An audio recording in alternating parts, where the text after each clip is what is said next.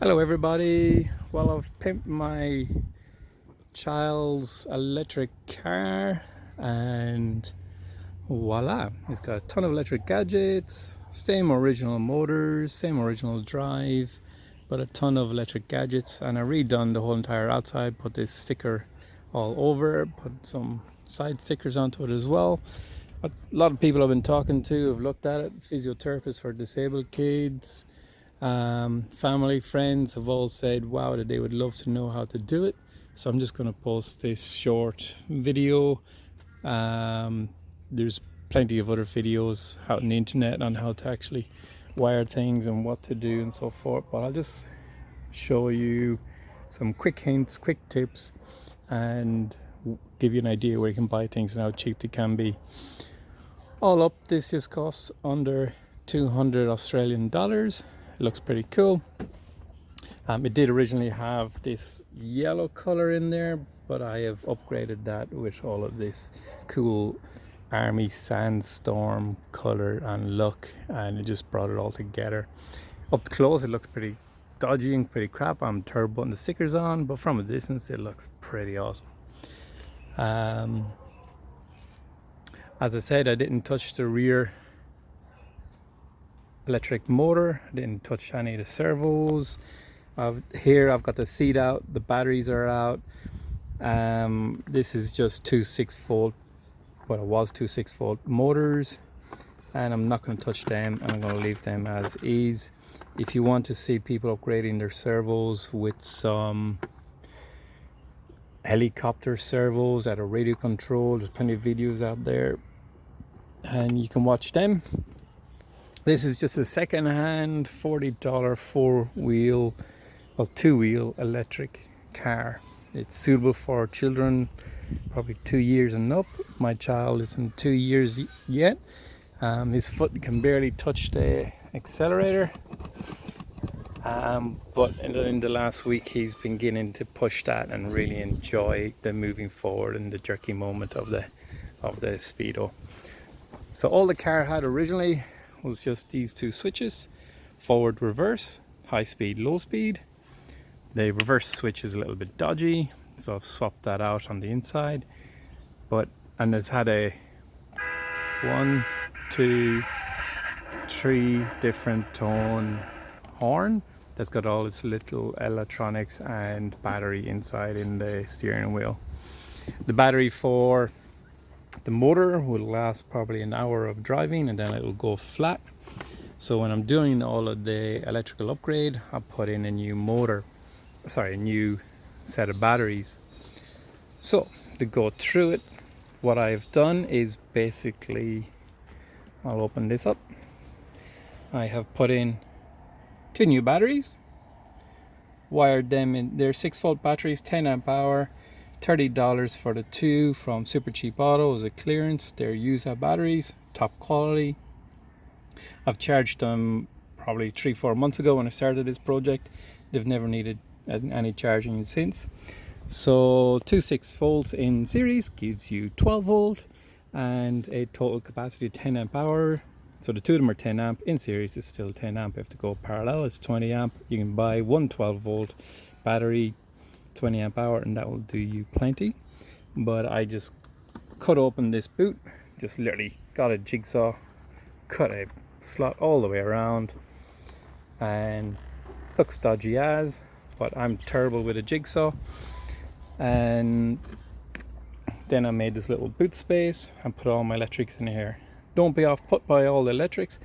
All the wiring and components I bought were for a normal car, so I've got meters and meters of spare cabling, so I thought I'd leave them in here, just in case something shorts out. I can cut a cable and reuse the spare cable.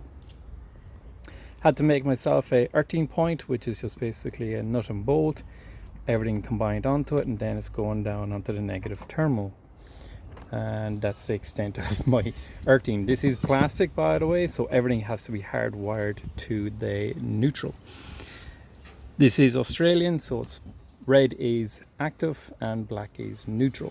Some of the cables have black insulation, and with black and white cables, black again being neutral, white being active. So there is a mixture of American, Canadian, English and Australian wiring in here, which is pretty straightforward still. You know, black is neutral, white and black is active, and you just follow the normal wiring rules for each system that you put in and it will work out. On the battery, I've got the battery going to a 40 amp fuse. 40 amp fuse then was wired into a wicked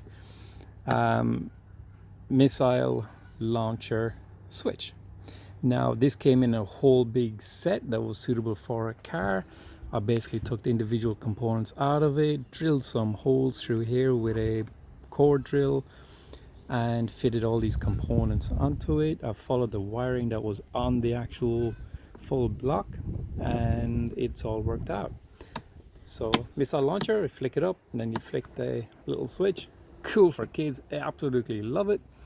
Engine start does nothing but just turn on the light. You could do many things with that. You could wire that to a horn, you could wire that to a flashing light, you could wire that to the forward drive, whatever you wanted. There's plenty of things you can still do with that, but that does nothing. I just put this in as a kill switch for the battery, so when it's not in use it's off. So with that on, then I wired 4-way gang switch. Out of the 4-way gang switch, positive terminal goes to the mole and then one wire down to the negative. That's what I have these here, and I was just going to put these stickers on in the next half hour or so. But this is, as you can see, this is from a boat light stickers. Of course, it doesn't have an anchor, it doesn't have an autopilot, it doesn't have a bait tank, but they were cool and they can still stick onto these little windows.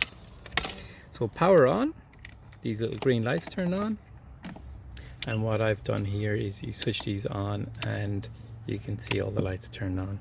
Then you kill the kill switch and everything goes off. So put that back on. Now, first of all, this switch does reverse lights and also reverse sensors. I'll just kick that off. So the lights, this just had a 1 watt LED light that only came on when you had it in reverse and you press the pedal. What I've done is I've just swapped out all of those lights, put in the LED lights and wire that all up. All the wiring is behind all this plastic, and with all that plastic wiring, it's all coming through the hub underneath and up into through the hub, the wheel underneath and up into the battery compartment. So 1, 2, 3, 4, 5, 6, 7, 8, 9, 10. That was bought off banggood.com, $10. And what it is just these little LED lights. In between each LED light you've got a positive and a negative wire. So I cut and chopped them as I needed and wired them back to the positive and negative of this switch to give me whatever result I wanted. These are not red lights. These are white lights behind red plastic. Behind this there was a reflective plate. Took that out and basically got a hot glue gun and glued all of these into place. Very simple job. Wiring is very simple. These were in series to that one and then up to the switch. These reverse sensors are an actual proper reverse sensors for a car. And up on the dash you can see that we've got a radar and you can tell the distance. For kids it's pretty cool. They like it and they find it fun. So that's my first switch. Second switch, nice big rocker switches, people. Kids love the big rocker switches. Disabled kids who've got problems with their hands or hemiplegia They love it. They can press these switches, and what's more is it can actually improve on fine motor skills with them using 2 fingers or 1 thumb or the likes to be able to turn them on. This switch here, people, this does these floodlights. So these were actually part of the original car. They had only stickers here. I thought, why bother with stickers when we can put in full proper LED lights? And I also added this flashing light that was supposed to be a warning light. I honestly thought it was orange. When I was drilling this out and cutting this out, cut 4 holes, jigsaw between the 4 holes, and I found that this was all hollow on the inside. Undone a couple of screws. So however how yours is all wired, you might be very lucky. I basically wired all of this internally in there, down into the wheel hub, down and up and into the battery compartment. Really easy, people, really easy. I've done this with no special tools apart from a drill and a jigsaw. You could use plastic cutters, wire cutters, metal cutters, anything like that to just cut that out. I also got a bit of Coke bottle plastic, and I just had these screws lying around, bit of silicone, Coke plastic, and that protects the front of this from being touched by children. The only thing that we would have a concern about is if they had wet fingers and they were too short between the positive and then neutral, they might get a little bit of a tingle. This is also waterproofed on the inside. That's all waterproofed around there as well, and all the wiring back up to the batteries. Just one thing with your batteries, when you're doing your wiring and your cabling, make sure you do use the likes of shrink wrap connections. Excuse me. Or using heat shrink wrap insulation over your cables as well.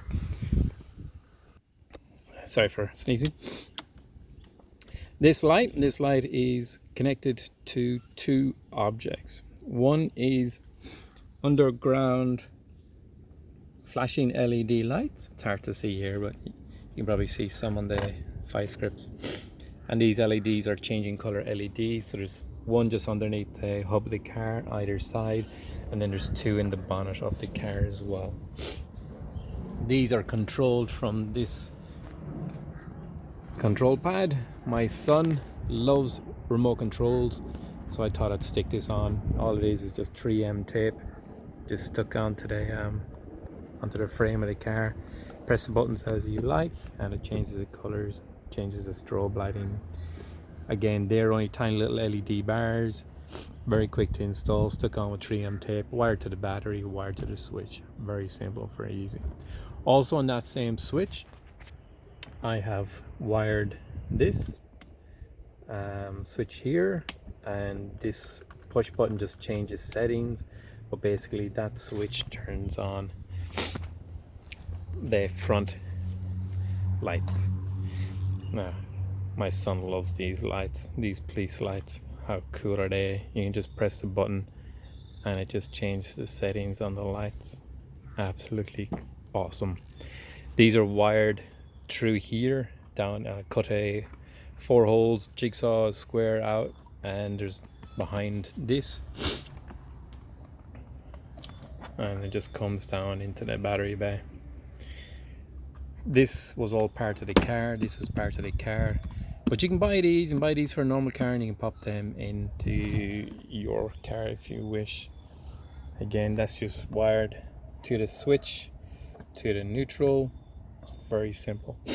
Some of these connections, people have got 2 wires going to them, as you can see there. That's for 2 different circuits, as in this situation with this one being the color changing lights, and one being the front lights. So I'll just turn that off, save on the battery. Let's go back around, and then for the last one, that is just one simple circuit of the front LED lights. How cool. Same scenario as the rear lights. I got rid of the reflective plate, made some space, hot glued them all into place, daisy chained the wire. They're all wired in series between the switch to the light, to the light, to the earth. Very simple. One last thing, I did get this siren. This is from banggood.com, and this siren is 12 volt. Neighbor just pointed out this volume button on the side. The volume button on the side is not just for the microphone, it is also for the horn, so we can turn that down. So that was very good. I did get rid of the actual full-on horn annunciator, and I did get a tiny little $5 4-watt 8-ohm speaker from J-Car. I thought that would reduce the volume, but it made no difference. I'm probably overloading that speaker, but it doesn't make a difference. The output will just drive the current of whatever was demanding it, being the speaker. So you could use a tweeter, but at the end of the day, it doesn't make a difference. This control has got a volume setting, so I don't need to reduce the settings. Oh, by the way, these batteries will have a strap to hold them all in place. I've got the slots cut out, but I just didn't put in the strap just yet. Safety first always, strap them all up, and I'll be putting covers over positive terminals as well. So this little button, my kid loves pulling this off its connection, just screwed in place, and he loves playing with it. So you can hear all these.